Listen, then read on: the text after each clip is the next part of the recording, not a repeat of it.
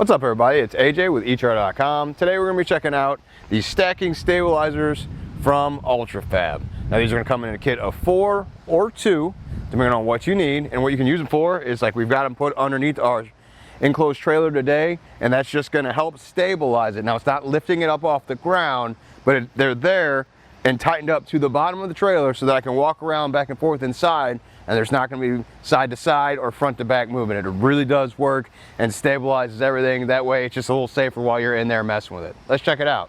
It just goes all the way up here to the frame and acts as kind of a stand. So again, it's not lifting this up. This isn't a floor jack or anything like that.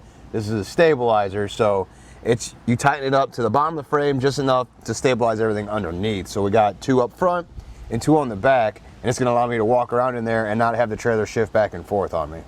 Now let's test it out. We're going to remove the stabilizers and we're going to show you how much the trailer moves back and forth without them.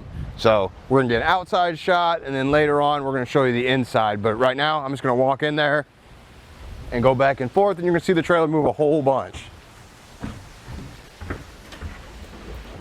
So I'm just kind of shaking it with my feet right now. You should see it moving side to side.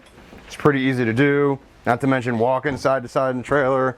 That just moves it back and forth, and then hopping from side to side definitely moves it back and forth. Now that we're inside, we went ahead and set up a level just to further show you how much movement there is. Now cameraman Aiden's in here with me, so the camera's going to get a little shaky, but you'll at least be able to see the side to side movement on that level and how much just walking around and jumping around in the trailer moves that level. Now we got the stabilizers set back up on our enclosed trailer. I'm going to go back inside and show you how much it does not move anymore. So we got 2 on the front and 2 on the back. Just going to hop in, kind of walk around like I did before. You probably aren't seeing much out there because I'm definitely not feeling much as I walk around. It feels way more sturdy, and I'm just walking around right now. I'm not jumping yet, but then I'll jump back and forth. I'm looking at the level while I'm in here. That bubble's barely even moving, even when I jump around. So that just shows that they are actually working. Back inside, just want to show you the level. So I'm just going to walk around again, and then I'll start to jump back and forth here in a second. But you see as I'm walking around the trailer, that bubble's barely moving. So now I'll kind of hop back and forth. Might be moving just a little bit, but I just don't feel it at all on the floor as I'm going back and forth. And so that bubble's not moving that much at all. Once again, I'm just going to kind of walk around all over here just to show you. There might be slight movement, but it feels so much more sturdy. This way I can walk around, there's not any movement, and then I'll kind of hop back and forth. You're not seeing much movement at all.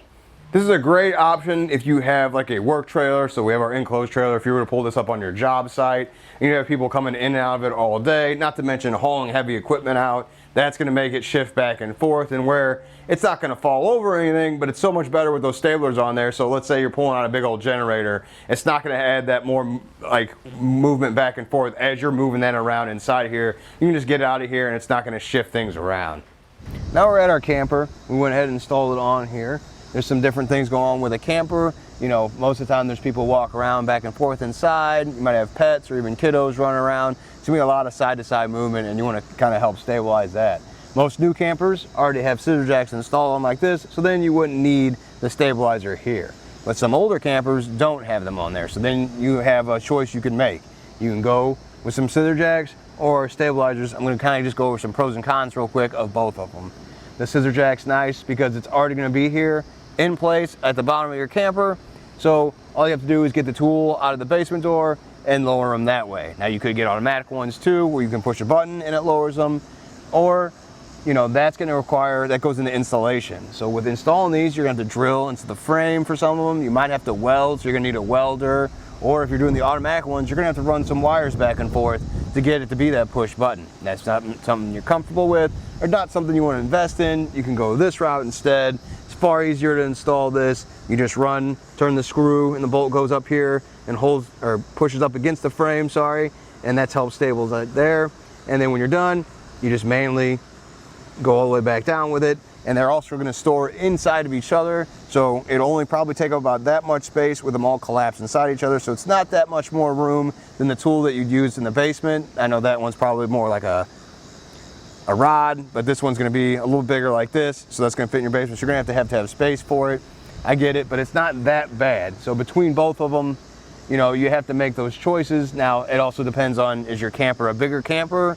Then I probably wouldn't go with the stabilizer here. The bigger the camper, the more stabilization it's gonna need. So I'd probably go with the scissor jack, especially because you can add on to them with different accessories like crossbars that go across there and really take that side to side out. And a more permanent installation is probably best for something that big. One limiting factor may be height though.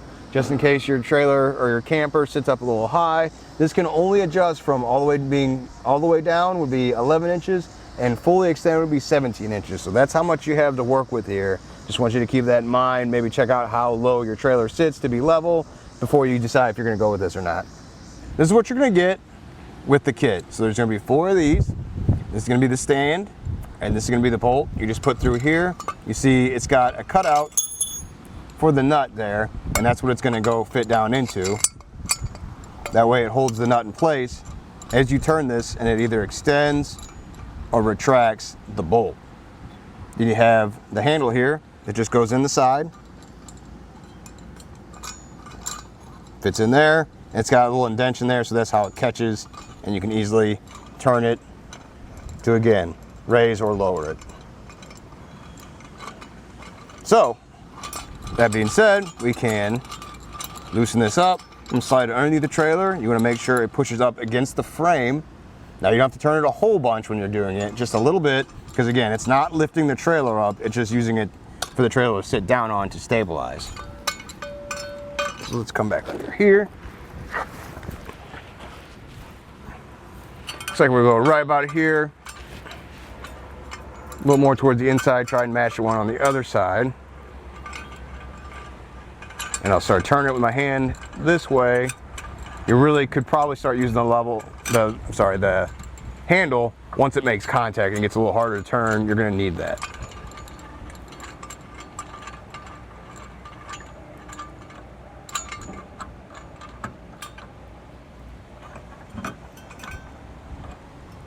So right about there, you see it got a little harder for me to turn with my hand, and we're gonna make sure we just get a couple more turns on there so it gets tight. But not too much, because again, not lifting it up. So that seems about right there. I can give it a nice shake. You see it's not moving, going anywhere, and the stabilizer's set. Now the overall construction of our stabilizers is gonna be aluminum, so it's gonna hold up to the elements just fine. It's not gonna rust or corrode, and it's gonna have a weight rating of 6,000 pounds per stabilizer. So that just means most likely it'll be fine on most trailers, just because all that weight, you're not gonna have 6,000 pounds just coming down on this side. It's gonna be 6,000 for each one of the stabilizers, and since we have 4 on here, that's gonna be more than enough just to make sure and keep this thing level. Another good thing about them being aluminum is that they're super lightweight. I was really surprised of how light they are. You can do it one-handed, not a big deal. I guess I was lumping them in with the category of like those floor jacks, kind of like I talked about earlier. Those are usually heavier, bulkier, you kind of have to lug them around. This is very small, it's more compact with it all fit into each other like we showed you too, all 4 of them here with the bolts in the middle, and can easily fit in our basement door. No big deal. Just wanted to show you how it does fit in there really nicely, because obviously there's plenty of room in the utility trailer to put them on any of those shelves, but basement door fits right in there with room to spare. Well, I think that about does it.